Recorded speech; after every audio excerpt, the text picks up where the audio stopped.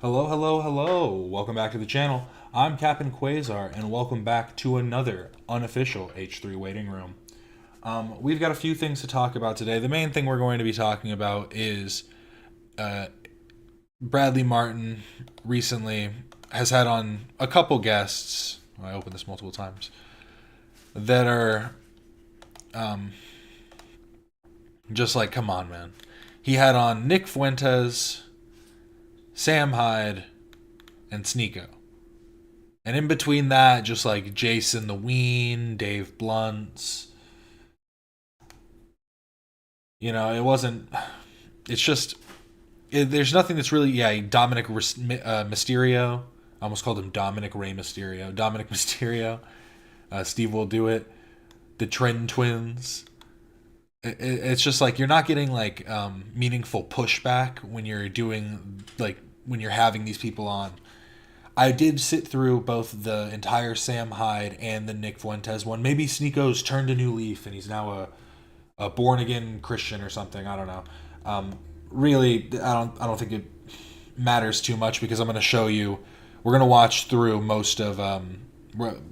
It's 3 hours long, so I'm going to kind of skim through it and show you what I think is the most poignant parts to talk about. What up, everybody? Welcome into chat. Yes, we have a chat right here now. Trying this out. I guess I should try and... I'm trying to figure out how to do this best. It should be... There we go. It gives me a little bit of like a buffer so I can see where the chats are. I guess I could make it smaller too. It'll get filled up. It's fine. It'll fine. Keep chatting. But you know, like 4 of those people. I mean, to be fair, they are relatively big people. This person only got him 61K views. Whew. Whew. Come on, Brad. But like he's a pretty decently big streamer. This is Rey Mysterio's son from that's in the WWE.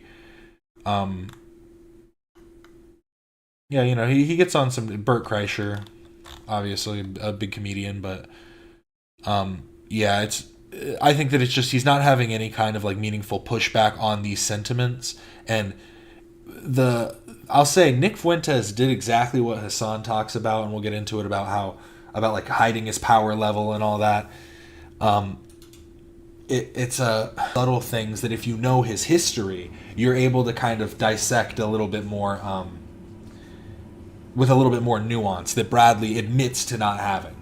He admits to not knowing like the history to in depth. He's like, I see clips. Again, we'll get into it, but specifically Sam Hyde, quite literally, just outwardly and openly says that he believes that people are trying to like destroy whiteness or whatever, and you could think that it's a joke or whatever. Ooh, we good? F's in chat. Big F's in chat. I think we're okay. But that's quite literally why we're putting the chat on screen now. Because Alex was telling me that if I don't have it on screen, they'll get like fucked up and I forget what he said. He said that it disappears or something. The chat isn't incomplete. I don't know. I didn't check it. I just put the chat on the screen. But yeah, Sam Hyde was specifically talking about whiteness and all that type of stuff. You were waiting for the waiting room? Now that's what I'm talking about. But again, we'll get into all of it. Let's move on first and look at a few Reddit posts. Apparently, ShoeNice is just coming out swinging on everybody. Someone posted this on the H3 subreddit.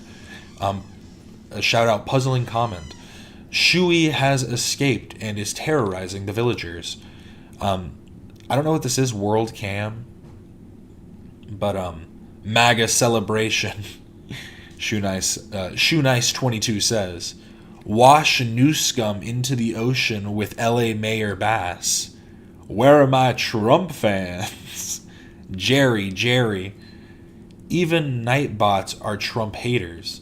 Honestly, can we even be mad at ShoeNice for being a Trumper? It's like it makes sense, right? Would you expect anything less?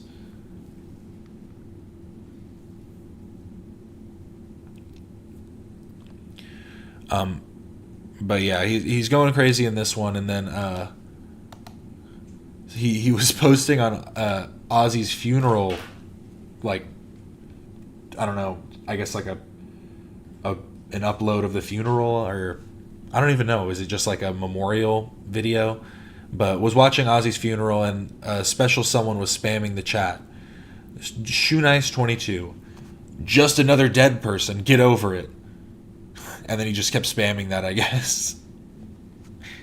He was like, hey, he just bit the head off of a bat. I've done way crazier things than that. I used to eat deodorant. What do I have to do to get ShoeNice in my chat? I want ShoeNice to come in here and just start talking shit. Because I've been seeing his posts on YouTube too. He just posts like I forgot to post one that I was going live, but it doesn't matter. Hopefully people got notifications. But he's been posting on like the post tab. I don't even, is that just what it's called on YouTube? Here, I could just pull it up. On his post tab, he's just been saying crazy shit. I talked about it on the last stream, I think. Oh, this isn't it. Or, this is it. He must have deleted it. I mean, it would make sense, but I wanted to show you. Here, I should be able to see it. Oh, wait. I'm live? God damn, my hair was crazy. It was fucked. I knew it was fucked up, but god damn.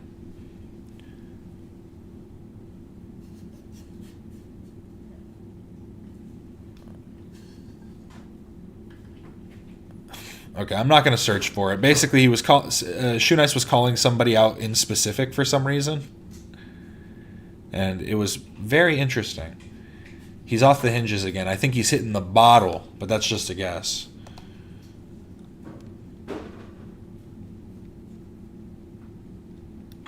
Great thumbnail, thanks. I was trying to think of something good.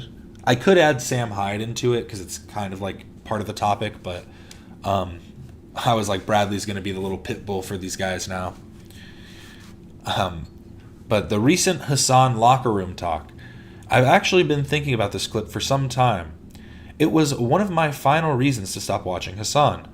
Now with the Lolo allegations, I thought I'd share. It may seem like a nothing burger, but his gross locker room talk about not using condoms or assuming Jason the Ween was sleeping with the girls he was hanging out with really just gave me the ick and made me want to tune out. Anyways, food for thought. Just thought I'd throw this out there. I really do wonder what Hasan's demographics are. Because I wonder if it is like a lot of women or if it's like a lot of... Oh, what point was it? All right. I guess I can just search it. Condoms.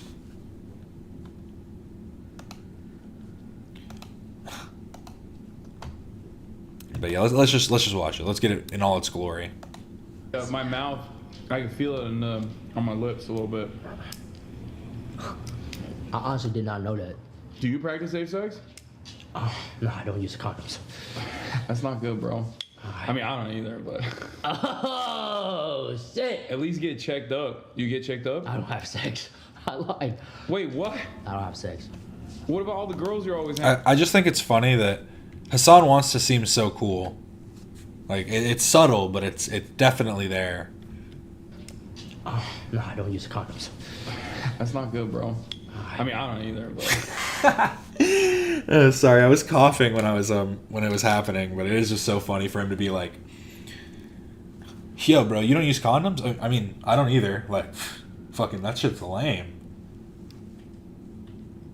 Dude, sometimes those boxes say for her pleasure, bro. Can you believe that shit? It is just funny. I just feel like Hasan always wants to be not just liked by the people around him, but he wants to be loved. He wants to like really be on their. He doesn't want to be on their side. He wants them on his side. Oh, shit. At least get checked up. Do you get checked up? I don't have sex. I lied. Wait, what? I don't have sex. What about all the girls you're always hanging out with? You're lying. I literally have sex. I do get that a lot, to be honest.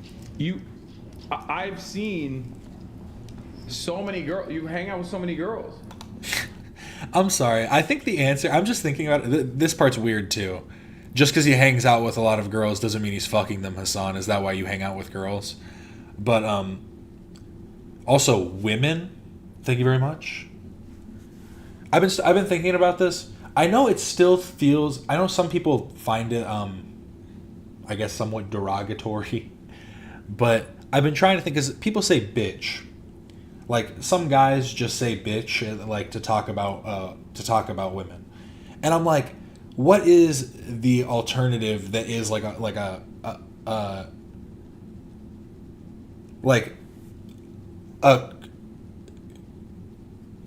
because they don't even mean it in like a like, it's so weird, because I know people that use it in not even meaning to be rude. They'll just use it as if they were using the term guy or something. And I was like, what is the female equivalent for something like guy or dude or something like that? Because it shouldn't be bitch. Obviously, that's really wrong. And I think the best I could come up with is chick. Like, if you're just trying to be cool and hip, you say chick. But I also think chick is kind of tainted because of like bro culture and like picking up chicks. So I don't know. I really don't. It's a hard one. A hoe? Just start calling him a hoe? Sup, hoe?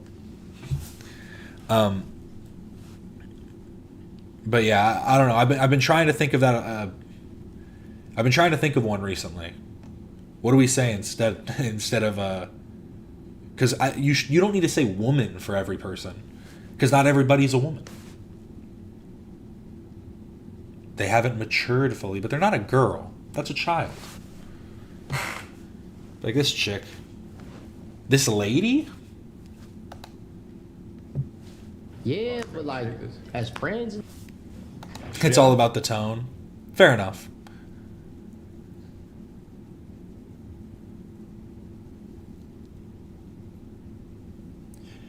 It's obviously not a slur, but it's a major red flag if guys use bitch or pussy often. I just don't get it, because I can understand, like, you're with the bros, just talking, whatever. But I know people who literally just decide not to censor themselves around, like, you know, when they're around women. And I just wonder, it's like, why do you question that you don't, like, get with anybody? You don't pull. You don't have any game. It's interesting. It really is. I don't just everybody that I see. I don't know, what's the dog doing? Hey.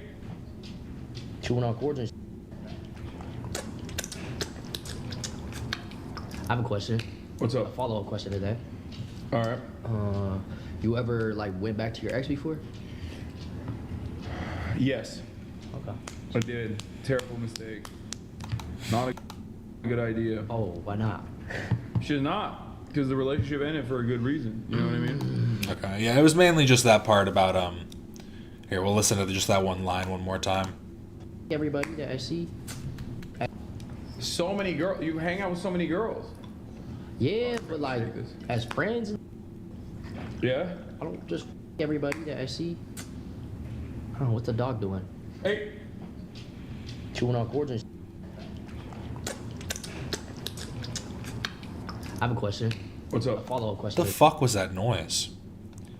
That was kind of disgusting. But yeah, it's just I think that Hasan sees every relationship as transactional. That's just my opinion. But I'm just saying, I mean, I think it's at least a plausible, guess. It isn't coming from absolutely nowhere. But this was also interesting. People are just so stupid. Who is this guy? Is this just some shit talker too? But they said Ethan Klein, fair use proponent, openly violates copyright of at Jubilee Media video after crew member AB Abdulayad admits to flipping video to avoid a copyright strike. It's an automatic system. Like, these people are so stupid, and someone explained it to them. Don't use this word, bad boys. It's still hilarious how much you silly billies do not understand how copyright works. Okay, bud, why'd they go through the trouble of flipping their video then? I like the idea that if you flip a video, somehow that means that you're not breaking like copyright laws. Like, is that what they think? If I go to the movie theater and I go, here's Superman in reverse. Here's a mirrored Superman. Yeah, like, come on. But someone goes on to explain, it's to avoid the sensitive auto detection for streams. The auto detection can only detect the content being shown itself. It can't make a real-time judgment on whether the broadcast is fair use or not. Hey, we're getting there. Wait till the AI is so advanced where you're getting claimed for everything. You know, those will be the days are coming. But the state moves for capital punishment for this abhorrent and disgusting crime. There's truly nothing worse in the world than this. It's the truth.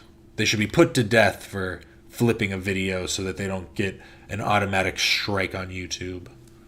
Grr. Or an automatic monetization removal. Because it took my video like 2 or 3 days. My Charlie Kirk video has a Jubilee bit in it, and I just didn't edit it because I'm not monetized yet anyways. But in it, I just used clips and talk about them pretty extensively, and it took a few days for the video to get taken down, so I just assume it wasn't on their radar, which is interesting too. But yeah, they're kind of just, I don't know. They're not the brightest. Their hearts are too filled with hate. They harbor too much depravity. Oh, and then yeah, here was something with the girl with the microphone. I forgot to upvote this one. The depravity of the leftists' continued rape denial hits diff when you stomach through reading the actual investigations that happened. It was unprecedented brutality. And again, just because one thing happened, and it's not one thing, but you know what I mean. Just because things happened doesn't negate from the destruction that Israel does. But we have to look at things holistically and look at it, you know, a whole view of everything, rather than just pick and choose what we feel is going to be relevant. So this person said, how the fuck are we going to end rape culture when even leftists have a knee-jerk reaction to defend their predator friend and influencer faves? I hope as a result of this, my fellow leftist women go back and watch Hasan deny/laughing at the claims of rape on October 7th as part of the ecosystem of rape culture within leftist men. We can fight for a free Palestine without acting like men don't rape. And I think an interesting part is if you look at like sexual violence in like throughout history in terms of like war and conquest and whatever, it's not always like, I think it hinges much more on that element of control and it's sometimes humiliation, because there's literally instances of like male on male sexual assault in times of war and stuff, where it's not like seen as like homosexual. It's literally seen as these acts of like just full like I don't even know how to explain it, but it's just it is something that happens, and I think that needs to be like understood too, is that these things are just like what happens when humanity becomes the most depraved that it can, and we can't just overlook it, because it's not the people, it's the like the circumstances that it's all being like placed on. Exactly. If men are willing to kill, they are willing to rape, as seen in every war. And this person, a random Travis Scott fan, a Travis Scott Hasan fan for some reason, there have been multiple investigations by independent sources which confirmed no women were raped on October 7th. You are citing an atrocity propaganda that has been used to justify the genocide in Gaza, no different from the 40 beheaded babies. Again, it's just like a conflation of things to try and like downplay actual atrocities. But trigger warning, sexual violence. So we're going to read through what this person wrote down because it looks like they actually did their research. Some reports were initially met with skepticism due to the unprecedented brutality and misinformation in the early days after the attacks. Physical evidence, testimonies, and international investigations have increasingly corroborated many of these claims, including. I'm not even gonna read it out because that might actually just get the video age restricted for saying that. But victims were found. I mean, I guess I could just leave this here. If you would like to read it, feel free to read it. Honestly, if I read through this, it's definitely gonna get the video age restricted. And I don't think that something like this needs to be age restricted. I think that it's all necessary. Everybody should be seeing stuff like this. This is educational, if anything. But yes, very horrid stuff. And to act again, you don't need to act like it. You don't need to act like it's systematized. You don't need to act like everything is happening where they are enforcing some kind of policy where that's like their MO. That's not what you need to believe. But you need to understand that it is happening. And I think that's like that's the part that they're forgetting for some reason. Yeah, it's just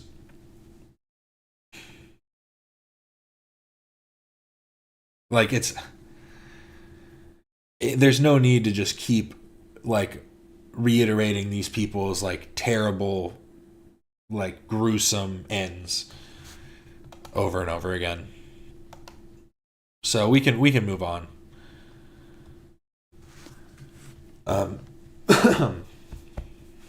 a little raspy today. Don't know why.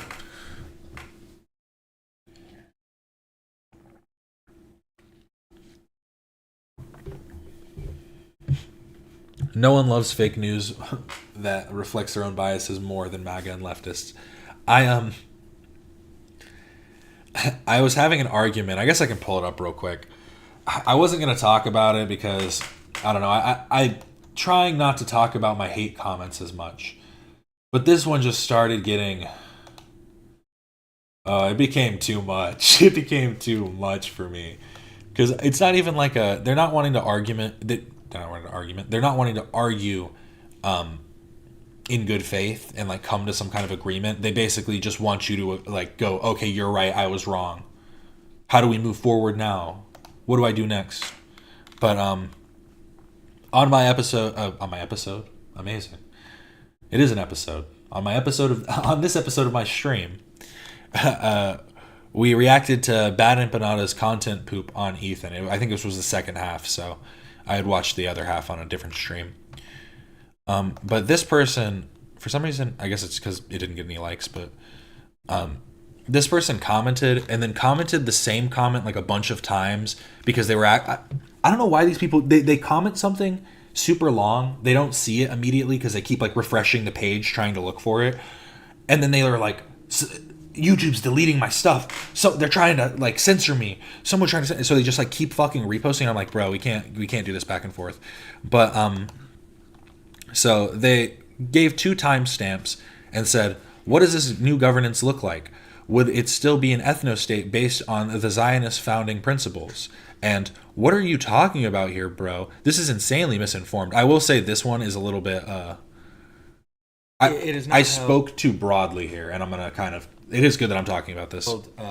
With the same critique in a lot of Muslim communities, certain Islamic groups will be seen as not like great people or something, but they're like, if they're a Muslim, then then I love them and they're a good person or something. You know, like not a good person, but I am on. This was a bit reductionist, and I relearned the terms that I was trying to like talk about when I was replying to this person, so I could like more accurately articulate my point. But then they said, okay, I'm tapping out. I don't know if you've reacted to Overzealots or Chris Kunzler's video, but it'll probably be more entertaining to watch you falter and fumble your way through those than watching you watch Bad Empanada at 1.5 speed. Frown and go, rewind, and then not fully engage with what he's saying. I feel like I did a decent job engaging with what Bad Empanada was saying. I just don't have the like actual historical knowledge to discount the more like historical claims, but I do see that he uses a lot of biased sources, which is something that I pointed out. But then I replied and said, firstly, my argument was to supplant something entirely separate from both current administrations, both the Hamas administration and the Israeli administration, basically an upheaval of both, and then something probably overseen by UN forces. And while it isn't an eloquent plan, it's more plausible than what I've heard for a one-state solution. And I said what I've heard. I've honestly heard very little. It seems like their plan for a one-state solution really is just remove the borders. And I'm like, I don't know how that's going to work, but okay. Because even if you think that's like the plan, like that's the plan that would work, don't you think that the Israelis that were living there, that are now the minority in their country, would be like aggressive towards like the new groups coming in? I don't know. It just seems like it's asking for more issues. But then secondly, I admit I may have been speaking a bit too monolithically, which wasn't my intention, but I was attempting to talk about how some Islamic cultures weaponize the idea of fitna, strife, and disunity to silence criticism while framing it as if in the pursuit of ummah, community. And that's just to say that, like, I've seen it like with Sneeko and the Muslim scholars that he is around. That was, count how many uhs there were right there. But they try and just say that if they follow like the teaching, if they follow Allah and the teachings of Muhammad, then they will then basically everything you're saying must be untrue. It must not even be like taken with any credibility because they're a Muslim. But it's funny how every time I've watched videos like this, I get at least a few comments giving me nebulous reasons as to why my critiques, unspecific, just my critiques in general, are invalid, while also giving me suggestions on other videos I should react to instead. I also like that. They want to keep coming back to keep reacting.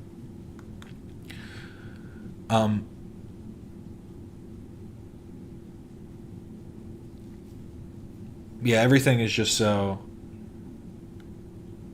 Broadly should be Bradley's nickname. He is pretty broad. But then they decided to just come back. And here's the thing is, like, the reason I can't do this is they gave me a kind of a short thing to start with. I gave them a short response that I felt like was at least like somewhat well stated, because they're just saying I'm insanely misinformed. I know I'm not the most informed person, but I have like at least a little bit of understanding of certain things that I've read and that I've seen. But then they just love to expand so much and start info dumping and giving you like, it's just like an overload to try and like whittle you down. But to your point, what exactly have you heard regarding a one-state solution? And I was hoping, okay, maybe they're going to tell me what they think a good idea for a one-state solution is. But no. If these hypothetical UN forces put in place something aligned with a one-state, would you be okay with that? Sure. If that's what it came down to and that's what they were able to work out, that's what they're able to work out, sure. I kind of am willing to like secede that point. Also, what do you mean entirely separate from the current admins? They'll still be Palestinian Israeli, right? And would you be okay? And that's just stupid too. The administration, like the Nazi regime, wasn't just Germany. That's like the point I always make, is because these people love to like compare Israel to the Nazis for some reason, and it's like, even if you do that, it's just stupid, because the regime of the Nazis were not like the German people as a whole. But again, I digress. And would you be okay with the UN implementing a two-state solution? You don't seem entirely bad faith, so I'm guessing if the UN backed one state and provides equal rights to all its citizens, returns stolen land to Palestinians, and holds the previous Israeli administration accountable for its war crimes, you'd be okay with that. And though my stance is Hamas is a resistance branded as terrorists, their officials should also be stood on trial for their crimes in this hypothetical UN trial. And I thought, okay, there's a bridge right there. There's something we can connect on. But then they continue, I'm not going to expand on the second point. We can cherry pick what we like and what people are doing in the name of a religion all day. We can talk about how much each religious community is doing to handle its extremists all day. But at the end of the day, the current ongoing genocide is perpetuated mainly by Christians and Jewish Zionists. They are the key figures in the global north with vast amounts of power and backing behind them that are doing this. Thinking otherwise is stupid. Ethan says the Houthis acted on Iran's orders. He talks as if Iran is some monolithic Islamic entity in charge of terrorism in the region. That's just like an assumption based on like certain statements made, but that's never been the sentiment that's been expressed by Ethan. But okay. This is some Bush-era level stupidity, and you try to say, well, he addressed that he misspoke and backed off. I also don't know what this claim was here because they didn't give a timestamp, but like, it's not really a misspeak. This is what he holds in his heart, and so do you, because you just scoffed and said, I mean, kind of true. Okay, I did accidentally expand on the second point. Anyway, your critiques can be valid. I just don't hear a lot of critiques of what Bad Empanada is saying, and more defending what Ethan is saying. The critiques are of Ethan, so I don't understand how that's relevant at all. What he meant. Maybe I'm too in my own bubble and I'm not absorbing your actual critiques, but ICL, I don't know what that means. The thing I said about watching it in 1.5 speed and doubling back and not engaging fully is kind of makes it hard, but that's on me. Also, yeah, I shouldn't tell you to watch other people if this is how you're going to react, honestly. Maybe watch them privately without having a camera pointed at you. I like Chris Kunzler because he's doing a PhD in Middle Eastern studies and studied under Ilan Pappé. Again, it's so funny. He offers me Ilan Pappé and then Avi Schleim later, like two very contentious historians.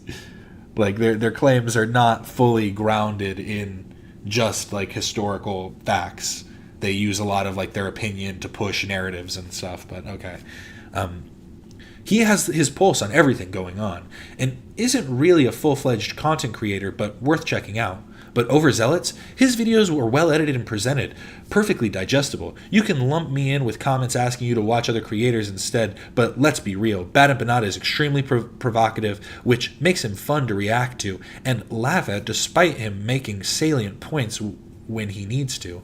The others I mentioned, not so easy to react and make fun of, but if you're going to react to someone not only deconstructing the Zionism Ethan exhibits, but centers the topic around the actual genocide at hand, then you'll be at least serious on who you watch and how you watch them. Well, I wasn't watching a video on Zionism. I was watching Content Poop, Ethan Klein.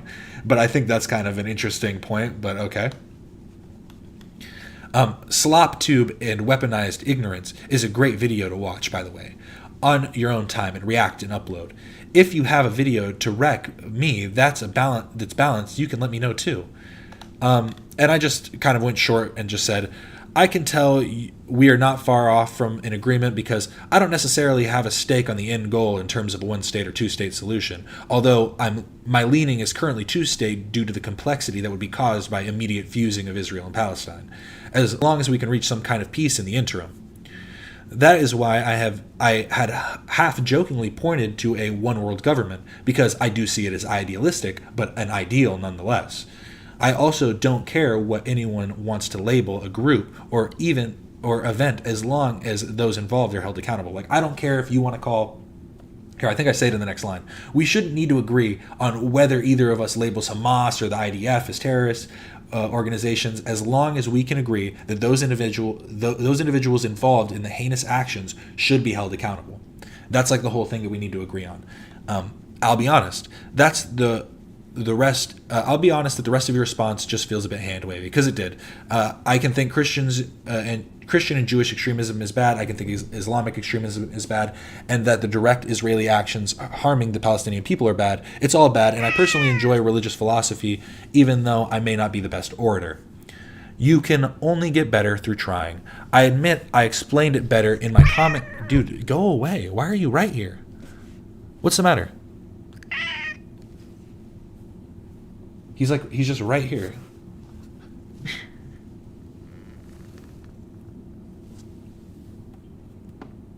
Here, I'll give a little peek. Did that show him? No, it doesn't. There he is.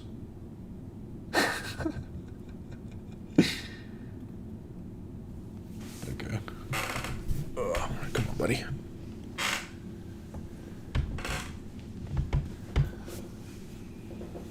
He's trying to get in the desk.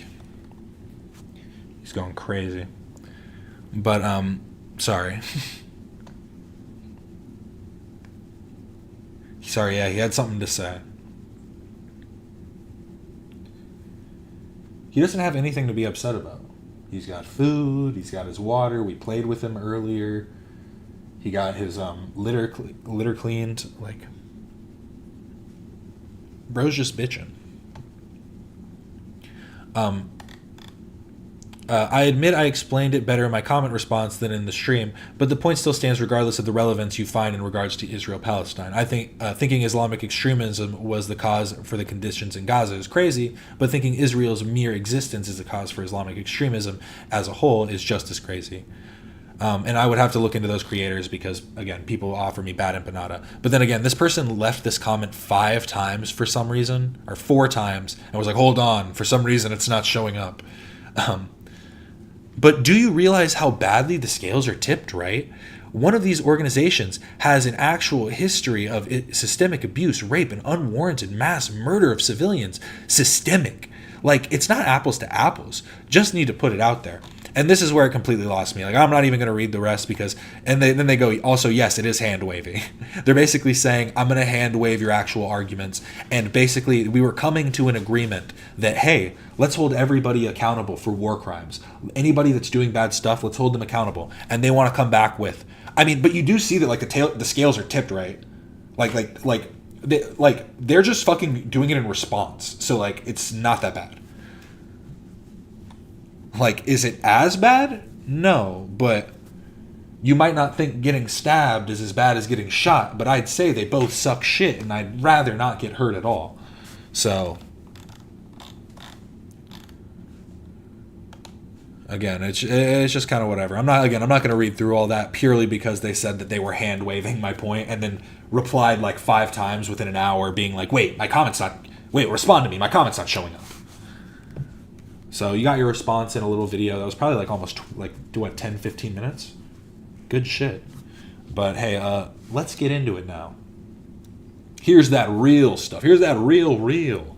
The real deal, real steel. My black cat also never stops talking. It's just that vibe, you know? Let the void speak. Scream into the void and let the void scream back. Oh. Ow, my chest just cracked. That gamer posture, am I right? Trying to fix it. Hit one of these. Is that even noticeable on the... Yeah, there we go. Hit one of those real quick. Just to show off chat. But, yes, sorry. Getting into the meat and potatoes. We're going to watch the intro and then kind of skim around because it's a 3-hour podcast. I watched the whole thing. Like I said at the beginning, Nick Fuentes does a really good job at like hiding his power level, not letting people know his actual like thoughts and beliefs.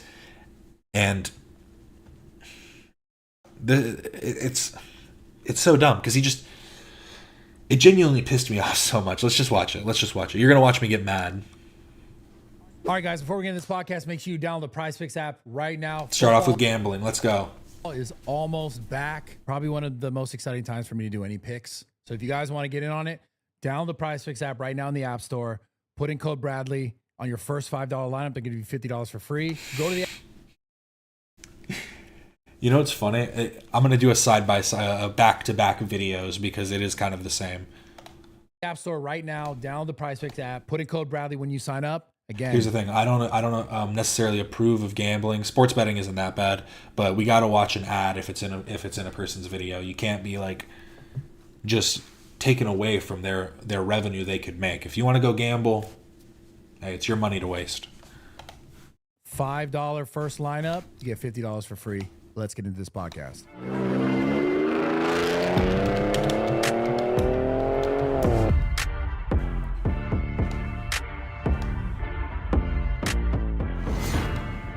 Wow, where do I begin, man? It's funny because I've seen other interviews with you, and it's always just like the notorious, the most controversial. But yeah, Nick Fuentes, man. I've seen a lot of your. Okay, here's the back-to-back. So Bradley did this. That's funny. That's funny.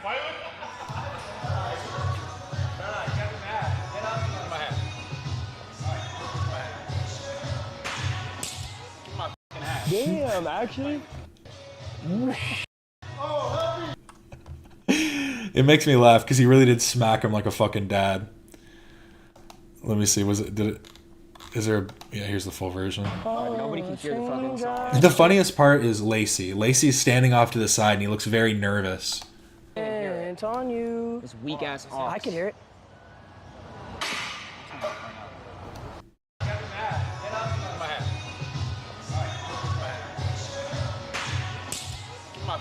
Damn, actually.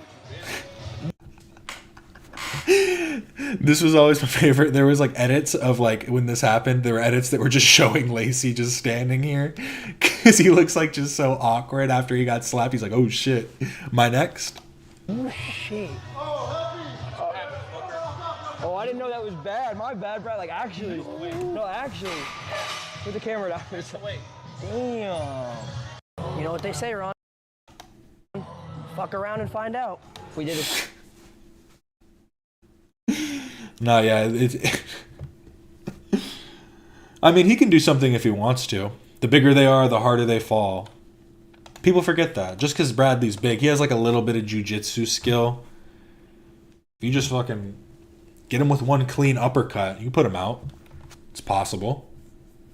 I don't know if Ron can do it, but Lacey maybe. Stick up for your boy. But the reason I bring this up too is because it's similar to Tim Pool getting his hat taken.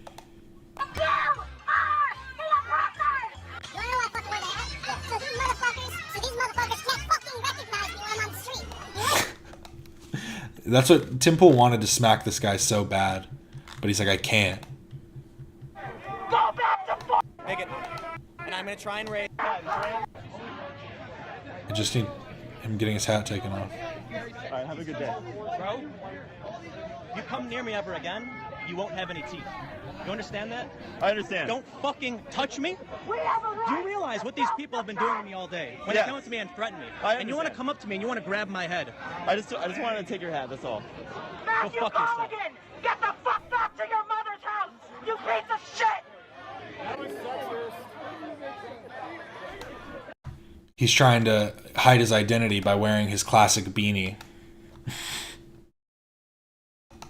Stuff. I wanted to give a shout out to this real quick too, and then I'm jumping around too much, but we'll get right back into the video. I just wanted to give a shout out to Alex's new content cop. Oh fuck! I totally forgot to post the TikTok clip that I made of it.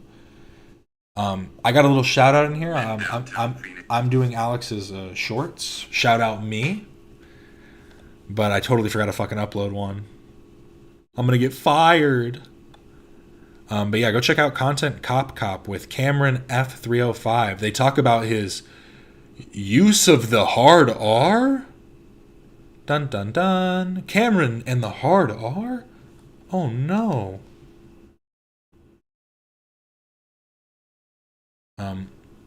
But yeah, so let's get into it.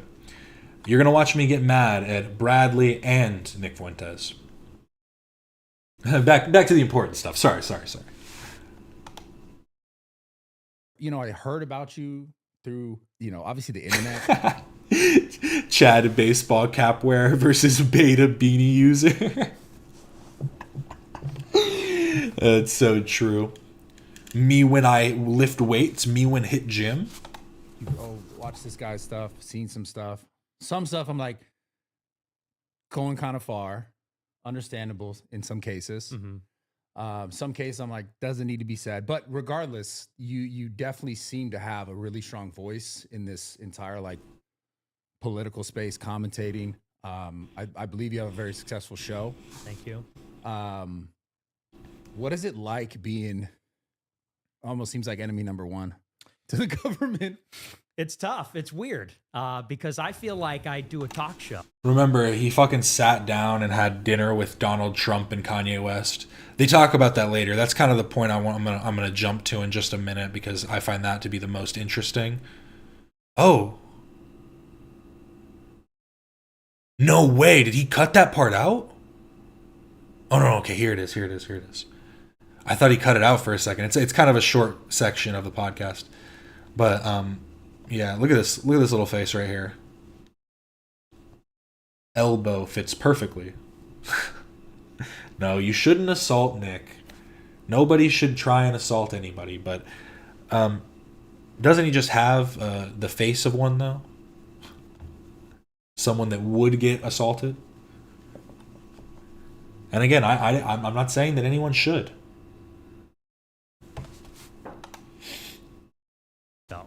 Yeah. So in a way, I don't do exactly the same thing as you, but ultimately I do videos. I live stream myself giving speeches about politics. And here's we need to hinge on this. He starts off by saying he feels like he's doing a political show. He feels like he's talking about politics. And I've been on the no-fly list. I've had my bank accounts frozen. I've had people try to kill me at my house. And so I've sort of accepted it. It's normal for me. I've been doing it for 10 years. But sometimes I wake up and I'm like, I feel like a terrorist. But I do a talk show, you know, or at least that's how I'm treated. So, but it's like anything. You get acclimated to it. You get used to it. Where did it start for you? Because I from what I understand, early on in your career, you started questioning. I think were you working with the Daily Wire? No, I almost was. You almost were. They almost brought me and on. You started asking questions about the Israel lobby, right? And that was like, what? How many years ago? That was in 2017. So that was 8 years ago. And after that, it was just like it was downhill from there. As far as like you being able to do all this stuff without backlash. Yes. Yeah, there were kind of two things that were happening at that Was that time. before or after he made the comments about interracial relationships? Because I remember one of his first big spats was because he claims that people were... It was just people chatting, just people having a little conversation. And they decided to record him without his knowledge. And all he said was, and I'll quote him pretty specifically because he gets fucking butthurt every time anybody misquotes him. Remember when he said, they asked him, would you have sex with a black... You know, I was in college. Yeah, or the Holocaust denial. I think the Holocaust denial probably came first. That was probably like the earliest stuff. But I mean, like, what was he first outed for? I was at Boston University. And the thing that people don't realize is that's where they groom all the conservative influencers. So Turning Point, all the different campus groups, they're looking for like the young, best and brightest conservative people. And when they get into those groups, they then start their career towards being a Fox News host or being a Daily Wire host or something like that. So it wasn't 2017. I found a Reddit post where someone uploaded the tweet. Her in your daily like existence by Jews. I told you yes, absolutely. You laugh at it like... How so? Can you... Would you say that me having sex with my dog is the same thing as me having sex with a black man? No. But they would both be degenerate. Okay, sorry. He didn't say they're both of the same degree of degeneracy. He just said they are both degenerate. But they're not the same. They're not the same. Sorry. I did misquote him. My bad, Nick. Where do you scale them, though? Which one's worse? Which one do you see as worse, Nick? But that was in 2017, so... Very much in that pipeline. I was very much on that trajectory to being like a conservative pundit, at least at the very early stages. The video cut out? And they basically realized early on in the beginning of 2017 that I was not going with the program on that one issue, on Israel. It wasn't even anything else. But I just insisted that it was not consistent with what everyone else was saying. You know, Trump in the inaugural said it's America first. And I said, well, there's one country that seems to be the exception there. And I would never let that go. And so one track is that I was being actively canceled and blacklisted by the conservatives. And so that actually happened first because I wasn't really known. I was just an 18-year-old kid. I had 1,000 followers on Twitter. I was getting 100 live viewers on my show. I really had no big following, but people were moving behind the scenes. It was like a whisper campaign saying, don't hire this guy. Don't bring him on your podcast. This guy's bad. And how did you news." know that? I was being told that by people who were sympathetic. And I'm sorry to interrupt a little bit, but do you also believe that even if it was the Democratic side, would you have still got the same pushback? I'm sure. Absolutely. Okay. Because, you know, in both sides. Did it cut out when I played his clip, or did it just cut out what I said? Because I technically misquoted him. So if it cut me out, it was just God doing his work. Every frame of him that you pause on is kind of incredible. Let's try it again. Have this kind of. Still, it's just a straight face, but still a little weaselly. He's got a very goblin-esque appearance.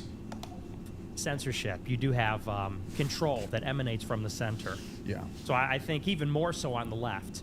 People are surprised that it happens on the right because we say that the right is the free marketplace of ideas. Yeah. And you can express yourself and be politically incorrect, but that's only up to a certain point, up to a limit. So I was getting canceled. The first big thing is Bradley doesn't give any fucking pushback at all. Yep. Open the stream, and there he is, the devil. Speaking of the devil, there he is, the man himself. I had guys from Campus Reform, which is like a student-run group. They would report on the left-wing outrage on the campus. Those guys were coming after me. The Daily Wire crowd was coming after me, bad-mouthing me on Twitter, behind the scenes. I got banned from CPAC, which is the big conservative convention. Right. And so one track is that in the industry, I was just blacklisted from the start, throttling my career from the rip. But then the second track, the kind of second thing that's happening is that then you have the social media. I think that it's not a worthless interview because, to be honest, it shows us Bradley in a more, we were talking about earlier, a more holistic light. Because he agrees with Nick on a few things. And I'm not like, again, Nick isn't overtly racist in this. He isn't saying anything crazy. He does a good job at positioning himself as a centrist. But the things...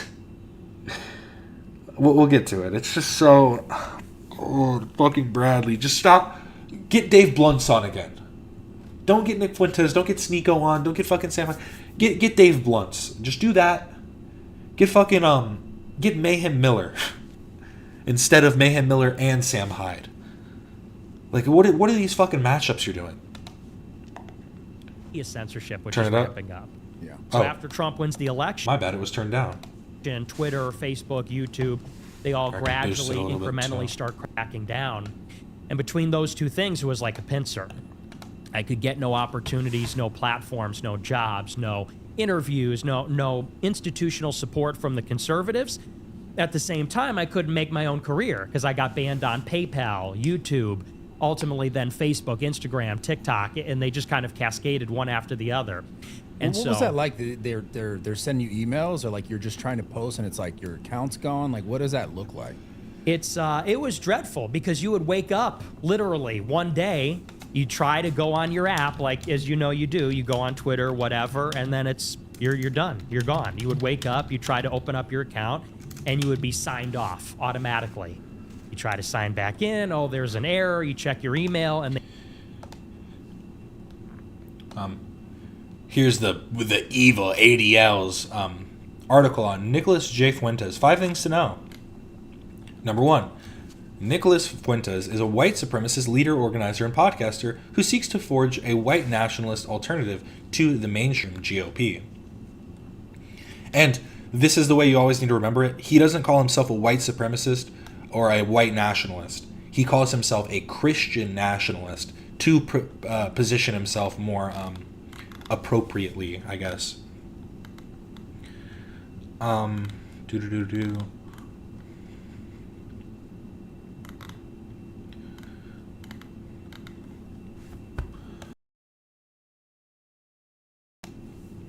Trying to pull any choice clips if I can, but again, you can go I mean, the ADL has a page on him, and he's like, how old? Nick Fuentes. He's like my age. He's like a couple years older than me. Yeah, he's 26. Yeah, he's 2 years older than me. He's 2 years older than me, and we're about like the same genetic makeup, and that's what gets me the most pissed off. Is we're both half Mexican. You know, we both you know, I'm the Chad version. What can I say? But no, it's just, I think that's what makes me the most mad though, is because he is like he is a complete like oxymoron to his beliefs, and it's so interesting and bizarre, and I think like very like, well, I don't even know how to say it. It's just like, it's well presented that he, like, who he is, what he believes, the way he believes it, and the fact that it goes against his own like existence as a person. I think didn't Nick Fuentes get caught talking to femboys or something? Wasn't it something like that? Only self-hate can take you as far as Nick. That's what I'm saying. Well, I think he's like a quarter Mexican. He says that he's half Mexican, but I think he said his dad is half Mexican. So we don't need to accept him that much.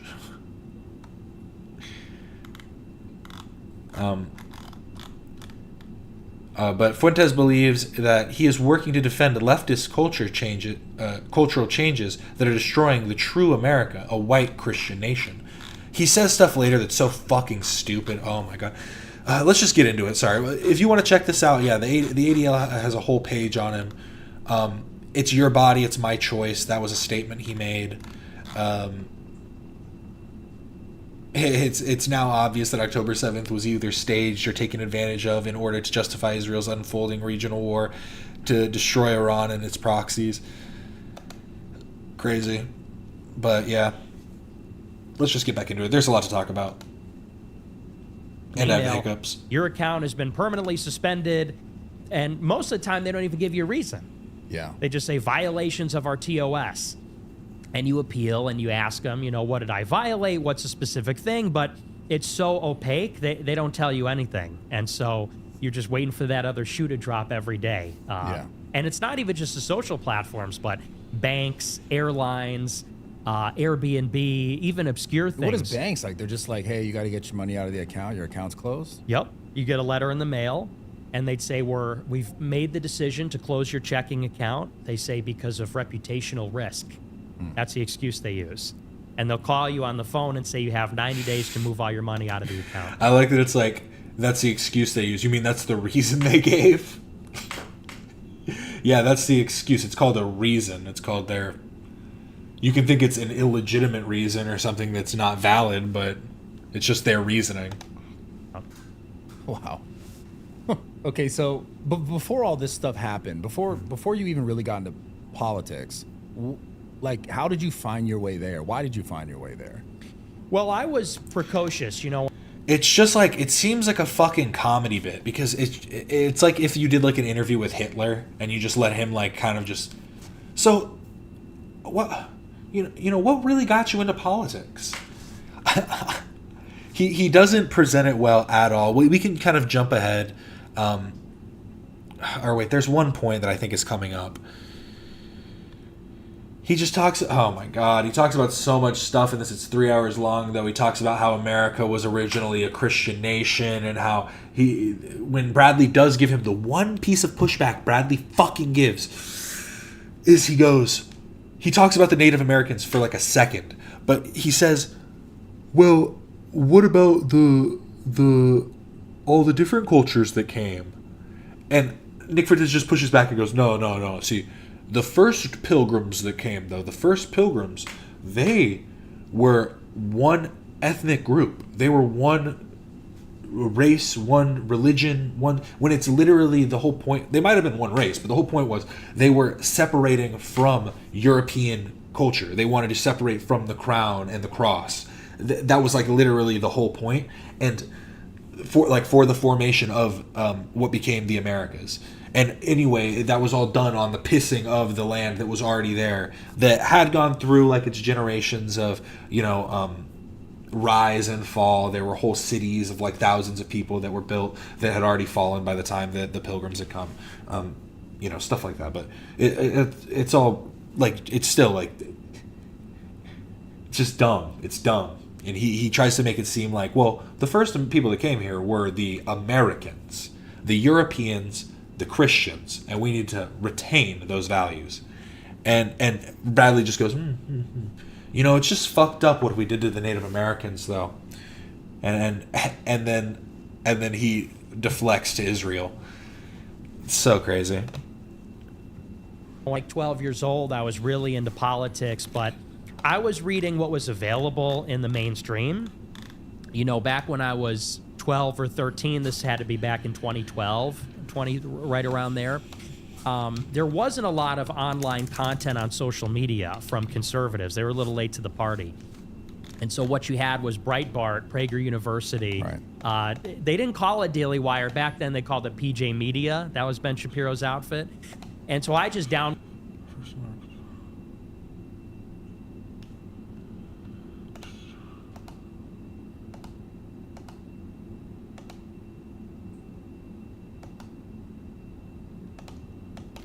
That's what he started talking about, was cannibalism. Yeah. It was like 40 minutes in, that's it. I was like, it is quite a bit ahead.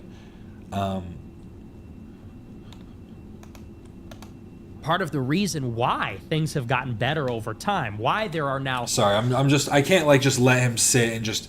Because the whole thing is that it starts with a framing. It starts with presenting himself as the centrist who just pushes back on both sides, and that's why he's hated by everybody, because he's so countercultural that it's just that nobody wants to listen, and that everything that he says is so based in the facts. And one thing that he says is so weird is he knows what's true because he assumes the intentionality of the articles that he reads. So like he thinks he understands the purpose of the article and then uses that to reframe what the truth inside of the information given was.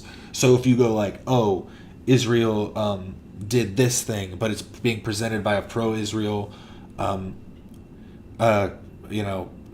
by a pro-Israel government or a pro-Israel paper, that means that it's the opposite or something, or that it actually is just to show favor to Israel, as opposed to just being accurate, which is, again, it's a lot. It is a lot. Cause of war and a right to protect, why there are... we look at what's happening in Israel. People say this is wrong. I think a big part of it is because of Christianity. I mean, let's not pretend it was the Christian West which evangelized the world. I mean, yes, there was colonialism all around the world, but also there were missionaries that evangelized the indigenous people. When when the Europeans came to this continent, there was human sacrifice, there was cannibalism, and it was, contrary to what people believe, it was widespread because the indigenous people in particular here, they couldn't get protein because they ate so much corn. Like a lot of it was because of their diet. There were a lot of problems with that. Cannibalism was a huge part of their culture. Human sacrifice, child sacrifice. And so, yes, we brought smallpox, and yes, we brought with us imperialism, which had a cultural expression as well. I mean, even beyond that, like, there was instances, it's not as crazy widespread as he's acting, but I think that it was more common in like nomadic peoples and in certain like South American cultures and stuff. But I guess it just depends, because some of it wasn't necessarily cannibalism, but there were sacrifices that were done, but they were like they were just cultural things, which are odd. But I mean, hey, if they want to die, let them go, I guess. Who am I to argue?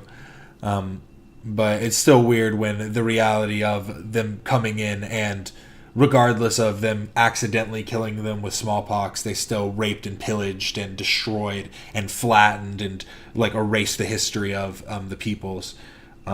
Right, whether you think it was a history worth preserving, it should have been preserved, if not to at least like keep from repeating it. If you think it's that horrid, yeah, evangelize. Well, what he's saying is, regardless of the genocide of the peoples, it's the evangelists came in and they helped out the ones that lasted. All the tiny little every tiny tribe that's out there, they're the ones that believed in the Christians. So crazy. But we also made them Christian, and same thing in Africa, and same thing in Asia. So you're not wrong. You're absolutely right. But the idea that I'm speaking to is, at what point? Yeah, and the whole thing that he's saying is just the colonialization of these different countries was good because it brought Christian values, and Christian values and Western values are at odds at times, and I would say that it's more of the. It's just funny because it's not even Western values. It's just this it's a balance of the like the ever changing flow, you know, this back and forth of left and right and extremism and counterculture and you know, just swaying the way, like everything back and forth. And I don't know, it's just it's way too complex to just say that like Christianity isn't just the reason that the West prevailed, but is also any positive nature that the West has, even though there's so much like negative that the West does as well.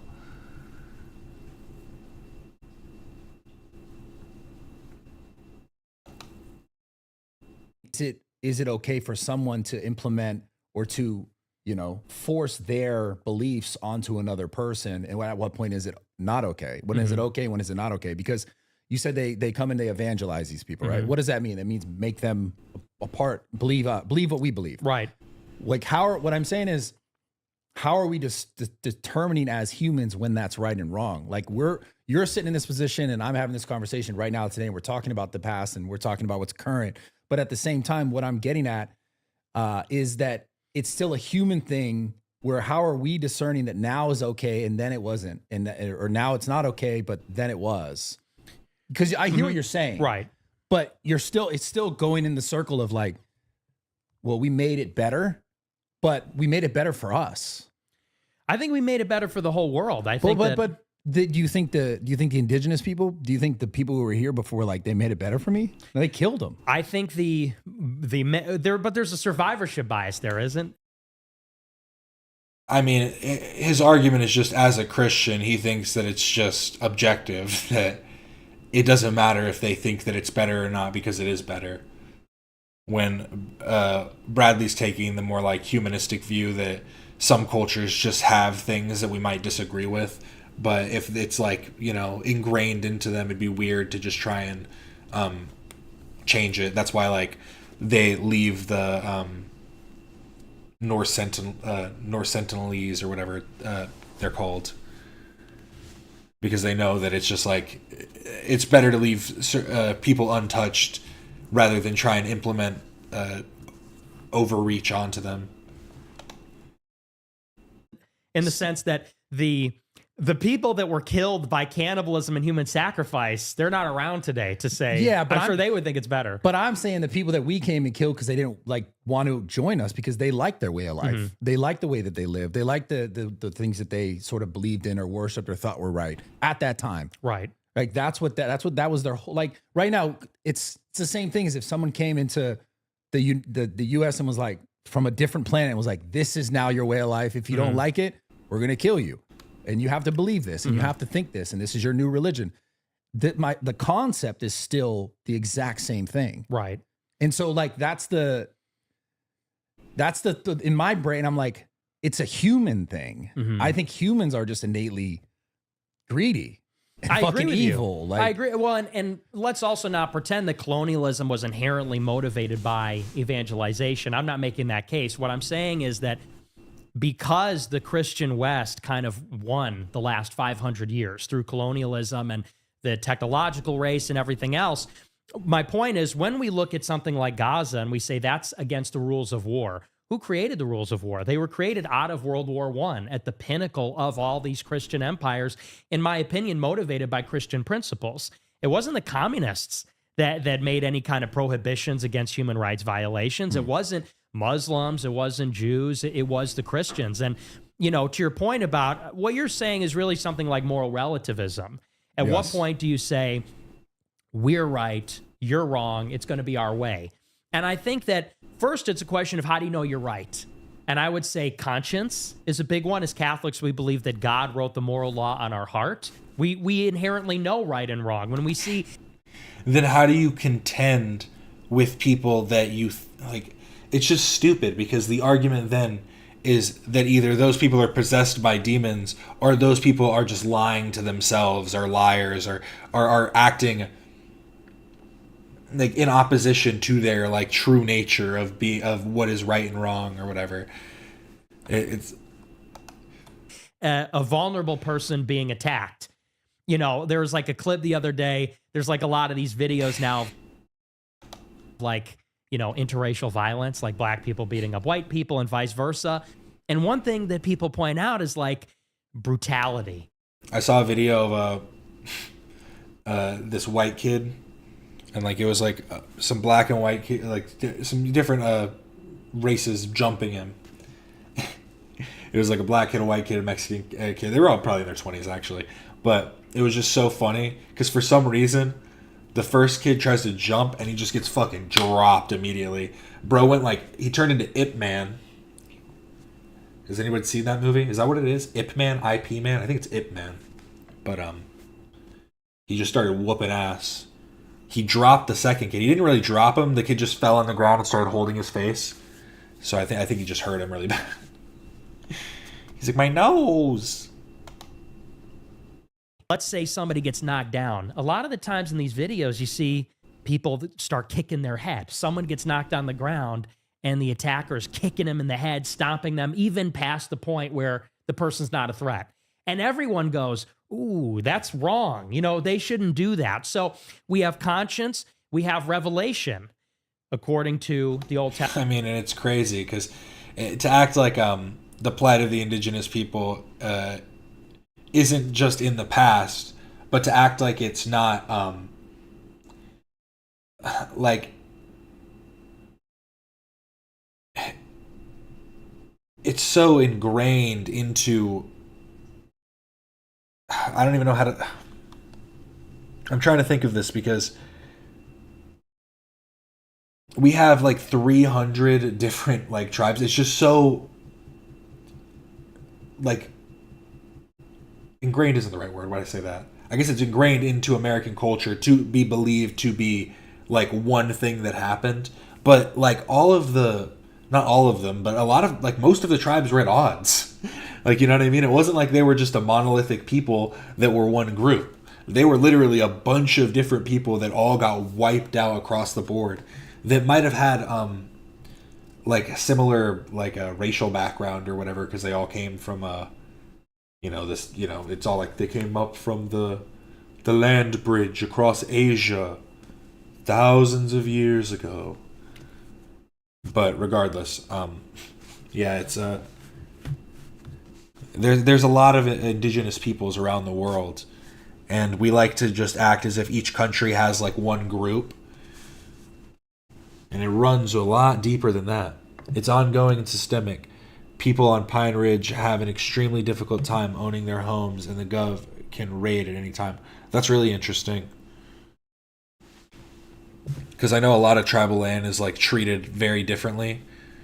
But I also know like they're treated differently depending on what state you're in, what region you're in, because they're all under different like governances. And I think that there probably just needs to be better oversight for all of the indigenous peoples across America.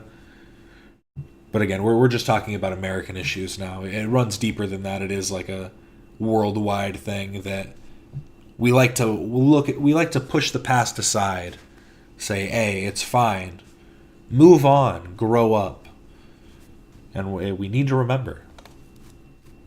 Have the prophets, but there's other claims. There's Joseph Smith, there's Muhammad, you have to evaluate those revelations, you have to evaluate the philosophies.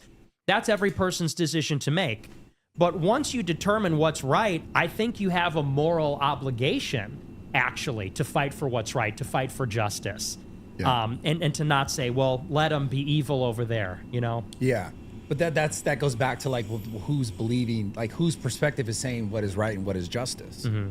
And it's obviously unique to everyone as far as they're drawing the lines back to religion, as far as and this argument is just, yes, Bradley, you're right, you're correct, but you also don't understand that Nick literally believes that like races are so genetically different that the cultures have no like impact on it almost at all. Like he believes that like your proclivities and your intelligence and everything is all decided by your race and your like. It's just so he uses the Norm Macdonald joke to just be racist, because one of my favorite Norm Macdonald jokes is the one that he pulls.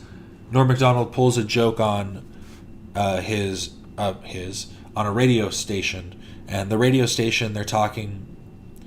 I guess I could just pull it up. Is that going to get taken down because it's a Norm Macdonald clip?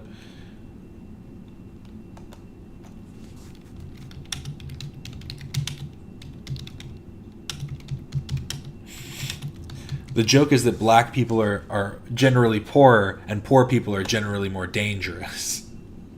You. Well, where does she? Is it? Are there black people there? Oh my God! Where's the 925? Why is it harder if there's black people there? Because black people are generally poor, and poor people are generally dangerous. Oh my God! Wow, I can't Norm. believe you just went there. What? Black people are rich? Black people span all the strata. No. And you're saying you gotta check your statistics. Poor and, no, black people are poorer than white people. You didn't know that? Are you telling me that you think black... What I'm saying is that I try not to pigeonhole people into black people are poor. Not into the truth. What? Listen, there's a huge ignored middle class black population out there. How dare you say black people are poor and therefore dangerous? Because I want them to be not poor, that's why. And really, how are you gonna, what's your plan? My plan is to first of all admit that the black people have less money than white people. Because we live in a racist society. Our phone number is 800-400-FM9. It's a perfect joke, because the whole point is to point out literally what I was just saying, that we want to overlook the true nature of systemic racism just to say, oh, well, I mean, it's fine, everything's... He's not saying that black people are inherently more dangerous. He's saying that poor people are more dangerous and commit more crimes, and because in America black people make up, well, a larger percentage of the black community makes up a poor or is part of the poor population, the lower class. That is why there is a higher percentage of black crimes. And if you cannot admit that, then there is no way of moving forward.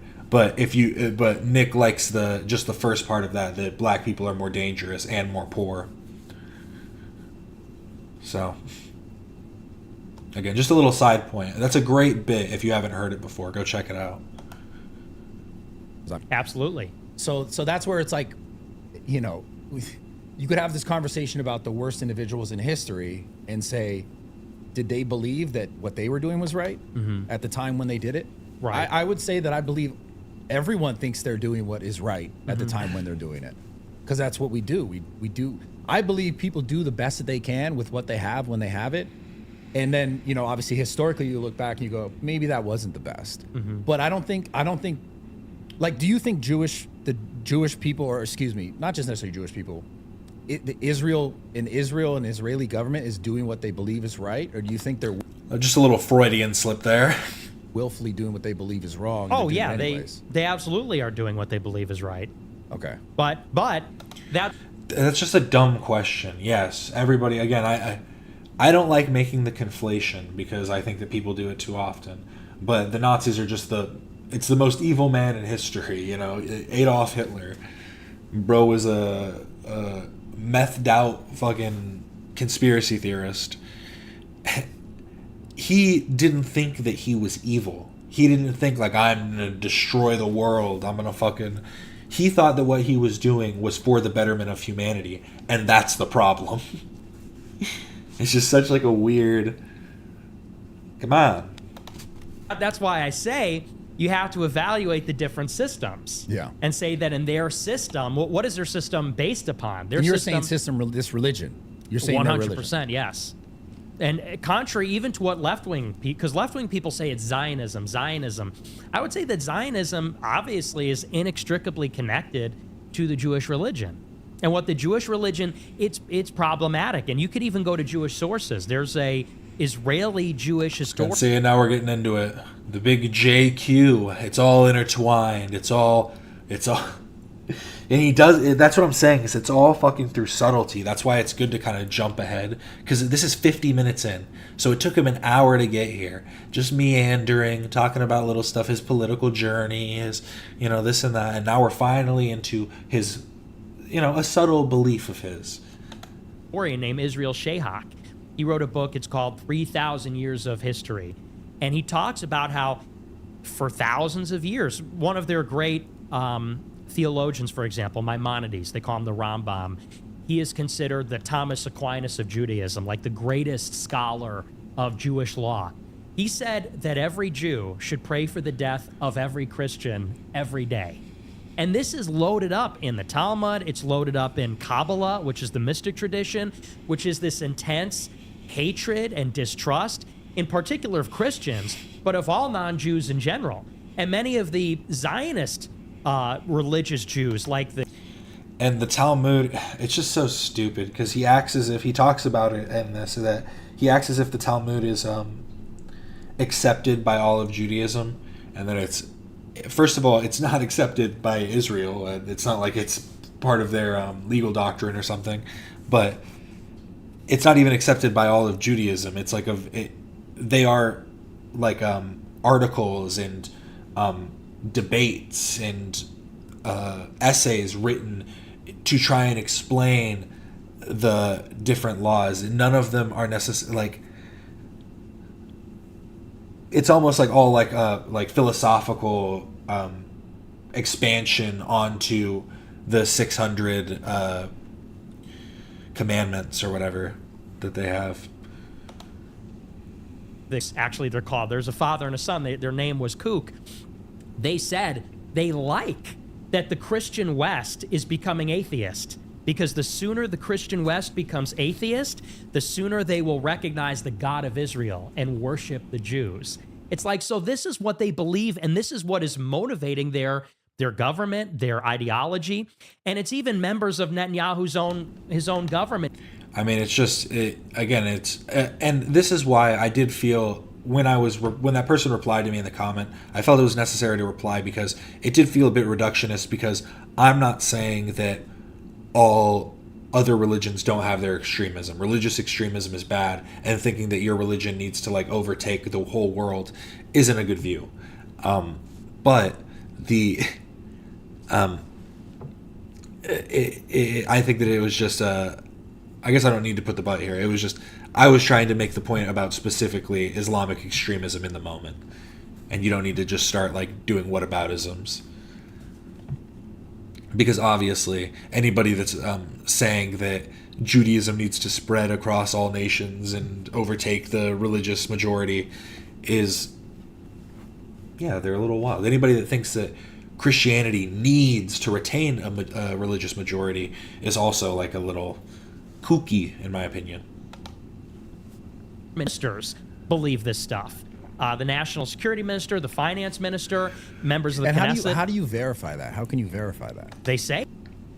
I know it's a canonical text, but in modern day, yeah, it's like in the Bible. What are the canonical texts in the Bible? It's all contested by religious scholars. Religious scholarship is literally about the dissection of these canonical texts, regardless of if they are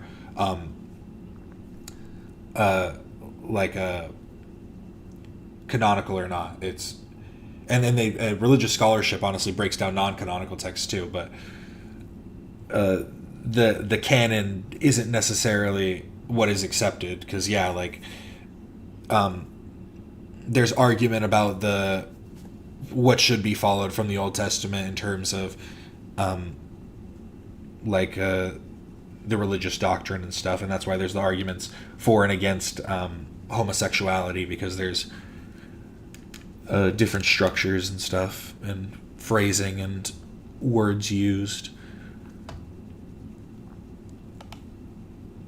They're at the Times of Israel, it's their press. But my whole point is to act like all Jewish people, even religious Jews, strictly follow an orthodoxy to a T, would be the same as saying that all Christians need to follow the Old Testament because certain sects do, is kind of my point. It's in their statements. You don't have to look very far.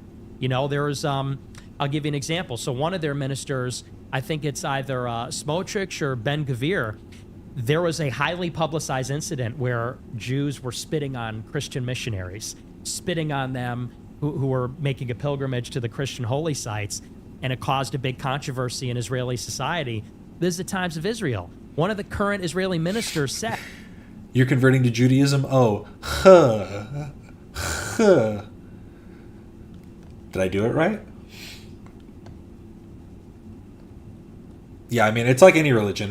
None of them are monolithic. They're all very widespread, and that's what makes it interesting. I'm very into. I'm kind of stuck on the Abrahamic religions at the moment, but I'd like to expand outward. I was about to say Jainism, but isn't that also like a sect of like an off branch of Christianity or something? Spitting on Christians, that's an old Jewish tradition. It's not a crime. They shouldn't be arrested for that. It's fine. He defended this. So that's just one example, but I mean, if you... It was way off. I don't need to go on to... Anyways, what... if you literally... Jainism was like the only other religion I could think of off the top of my head for some reason. Spitting on Christians, that's an old Jewish tradition. It's not a crime. They shouldn't be arrested for that. It's fine. He defended this. So that's just one example, but I mean, if you literally just read what they write, it's all there. So you're saying that they're willfully just professing this. Absolutely. And some of the more tactful ones will look at the extremists like that and say, "Oh, you don't say that publicly," because they want to maintain the illusion that everything's good between us and them. You don't think that maybe that... And notice Bradley not pointing out the othering there, us and them. Who's the us? I guess, is Bradley Catholic? Because he keeps talking about Catholicism later on. And again, it's like... I was raised a Catholic. I went through my confirmation, I was baptized, first communion, confirmation, reconciliation, whatever all the different steps. I went to my Saturday school. We had a lot of fun. That's where I learned that a pope can be named whatever he wants. You could even be named Pope Awesome. Saw that on a YouTube video in class. But literally, Catholicism is a very, very, I feel like divided in itself, religion. Because I feel like, especially in Americanized,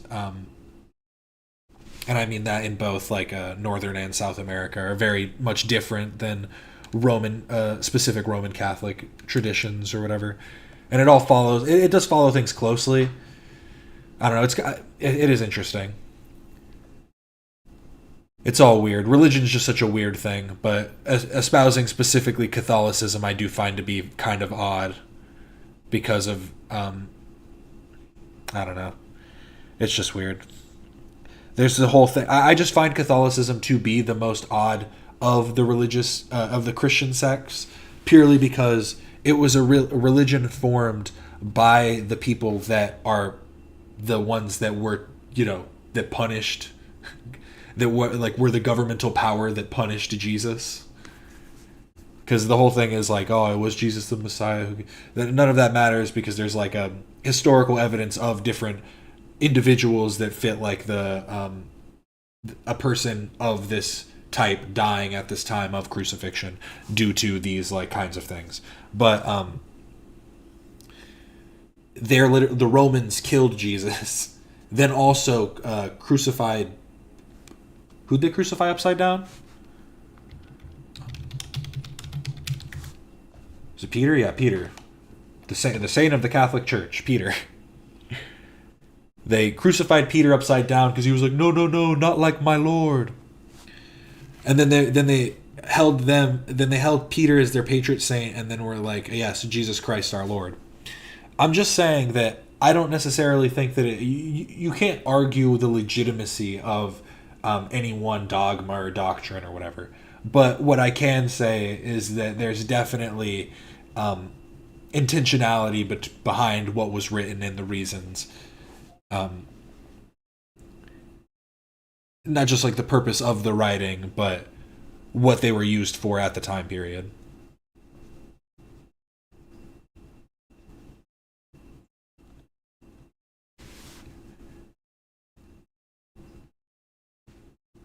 Yeah, culture does impact a lot of how religion is practiced. It is interesting. I would say the one thing about Catholicism is just that it does a lot of it looks, at least there's obviously different types of Catholicism too, but Roman Catholicism follows the goings on in Rome, so that at least adds a bit more of a unification, if you want to say that. But again, I digress because there's also orthodoxies and different stuff. Wanted to not necessarily be that way. I do. Because there's a lot of that stuff. Amen. I can love a Christian because a Christian knows how to love. That's the truth. And that's true about any religion. But the whole thing is about when those religions are used for something improper. And that goes for Christianity too. Look at the Crusades. That shit was fucked up. Obviously is not directly correlated to how we act or how we are in our regards to religion, and have we gotten a thumbnail yet? I haven't checked. We did get we did get a title. Massive Love Island Scandal Explained, H3 Show number 173. It still shifts, it still grows. We could talk about Catholicism, they're kids and they're doing all the we're like, that's wrong. Most of us believe that's wrong. It happened. I don't know if it's still currently happening. I could only assume so. Right. But then there's the ones who go, that's wrong. What the fuck are you doing? They got lawsuits for this. And so my point is don't you believe that, even in this case, we're talking about Judaism and Israel, that there are some that are okay, this is wrong. This shouldn't be this way. There are. We are evolving. And there are. And absolutely there are. And I want to clarify.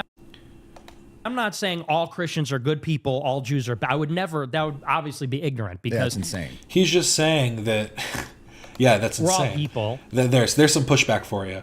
But he's saying that Judaism does push this Talmudic law. And it's evil and it's corrupt. Jesus had some great points and ideas. Sadly, they've been warped. I think the best thing I've heard was from the atheist YouTuber Alex O'Connor. He does a lot of like philosophy stuff and philosophy of religion stuff, but he said that someone asked him what his favorite, or no, maybe he asked somebody else. I saw it on his channel for sure. But basically, someone was asked, what is your favorite character in the Bible? And he said, my favorite character in terms of morals and, just morals and ethics is Jesus. And I just thought that was so funny coming from an atheist, just somebody who is, because I would say that I'm more agnostic, but I'm more of a religious agnostic or a spiritual agnostic, where I'm more leaning to believe everything rather than believe nothing. But yeah, I thought that was just funny though, because it's like, yeah, if you just break down what he said specifically, it's not that bad, but you have to actually read what he said and not input your own beliefs or precognitions on it. And everybody individually is both good and bad. Everybody individually makes good and bad decisions. So it would be ridiculous to say that. But in terms of a system of ideas, some systems of ideas are flawed. And I think that when you compare Christianity in principle, meaning relating to the definition of Christianity is self-sacrifice. Is Christianity is the idea of the Christ, which is giving your life for the sake of everyone, even those that put you on the cross. That's Christ, right? Well, that's just a stupid argument, because that is what brings things like the Crusades and evangelism that's wiped out whole cultures. That is the problem. And you could argue that is why Judaism is better, because Judaism is at times more about like the ways that you act as an individual, rather than just the end goal of like the heaven. And so it's like and that's one thing that I will say that I appreciate about Catholicism. I said it before, I think it's one thing that brought me to liking like religious philosophy and ethics and different like just like philosophical frameworks, is the whole idea of not just belief but acts and doing things through what you do rather than just what you say, and how those things intertwine, which is interesting. But yeah, I'm going to skip now because he just kind of continues this point. We see this is clearly what he believes, is just that he wants to spread Christianity, and he claims to be a Christian nationalist, but it is also to the end of white supremacy, because he believes that America started as ethnocentric in a sense, and should retain that in the same way that Sam Hyde does. He said that he was a fan of Sam Hyde in this as well. I can pull that up. Sam Hyde. It's like them and Sam Hyde, actually, who you had on the show. Oh yeah, Sam's he's crazy. Yeah, he's the best. So he's always a hero of mine as well. So it's like these two guys together was blowing my... Oh, it was during the Kanye bit. But yeah, we get it, right? I think we get it. It's just so...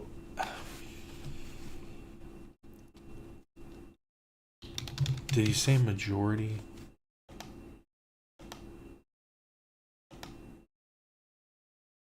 No, I was trying to think of when he said it, but we'll just skip to the Kanye part, because this part is this part was the funny part I wanted to watch. Why Nick and Ye got kicked out of their dinner with Donald Trump, because they did go have that dinner with Donald Trump, and I remember that whole like they had a spat. Donald Trump, because he tried to pitch Kanye tried to pitch Donald Trump being his vice president, and Nick goes into a bit more detail on how Trump chewed them out. something that needs to. I know there is something that needs to. Yeah, Christian nationalist is such an oxymoron because there's no one Christian nation. Yeah, that's the funny part. The whole thing is to try and basically like overtake every culture with this like that old school racist who just like, hey, if we live in two different countries, we can live it harmoniously. If we could just live separately, everything will be fine. It's so odd. Oh.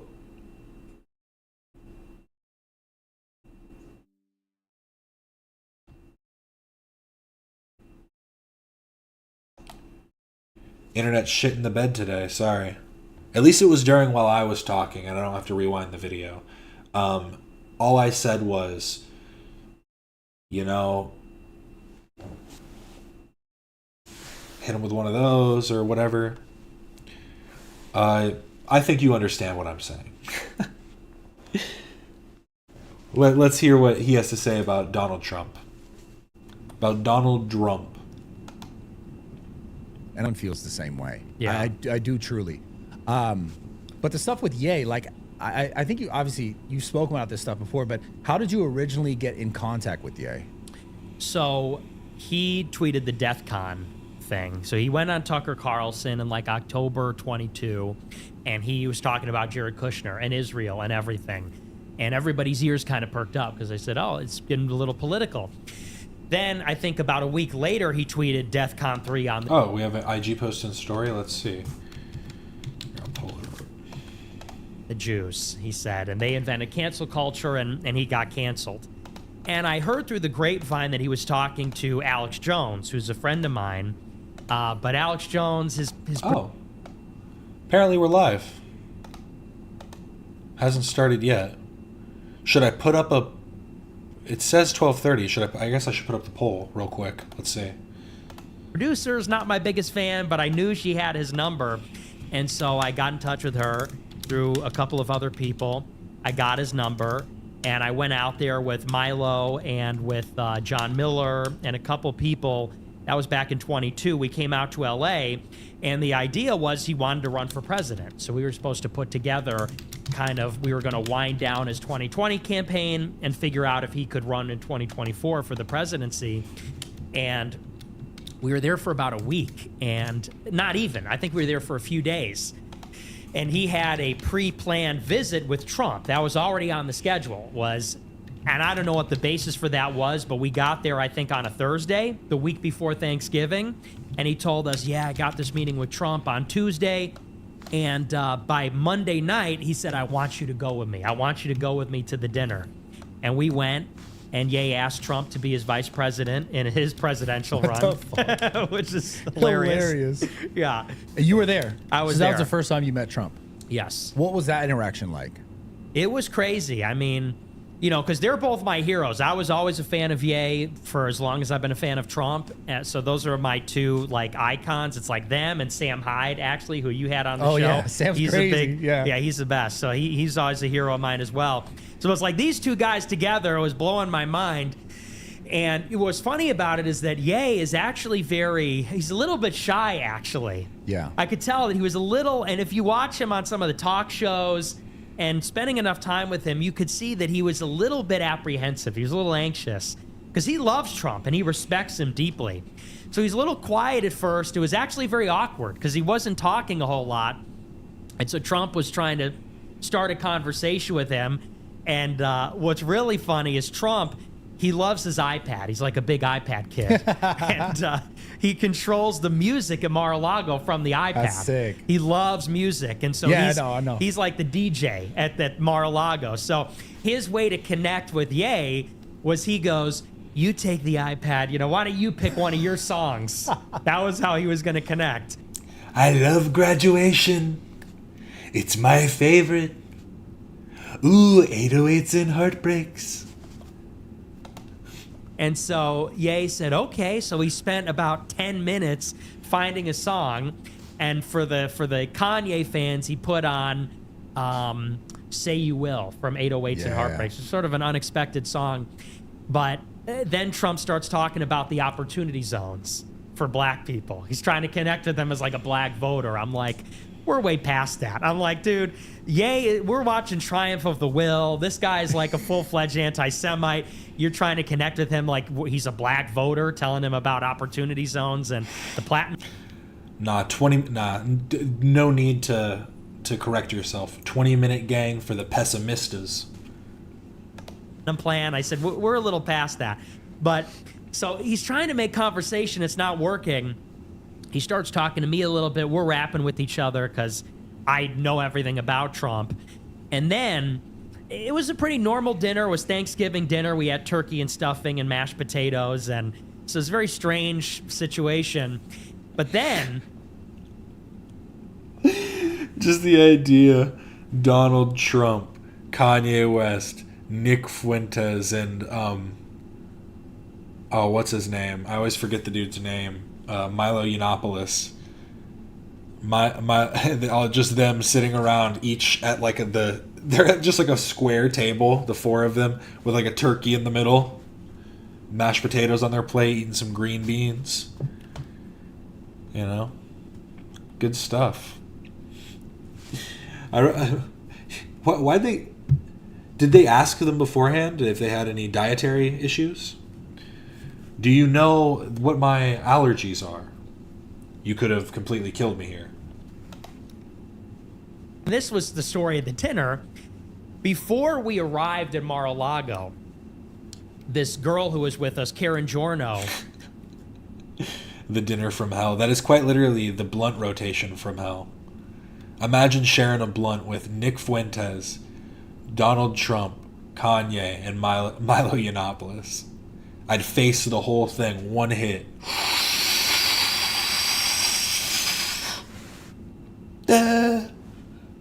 Hold it. And then I'd blow it out, piss on the ground, and leave. She was getting Ye some like intel about how to deal with Trump, like how to play this. And so there was this lawyer whose name was Nick, and he sent all this information to Ye about how we're going to deal with Trump. And it said, if we eat in the dining room, that means this. If we eat in the patio, he wants to show you off. If he says this, it was just like this like play-by-play. How do we handle Trump? Interesting. And so we're pulling up to the dinner, and we have all this intel, and Ye said, what do you... This joke is played out... Sorry, they just started, but one last thing. This joke is played out, but Nick really does look like a fucking Bitmoji. But thank you so much for watching. I really do appreciate it. Remember to like and subscribe if you haven't already. I do this every Monday, Wednesday, and Friday. I'll see you again on Friday for another H3 Waiting Room. This is Captain Quasar signing off.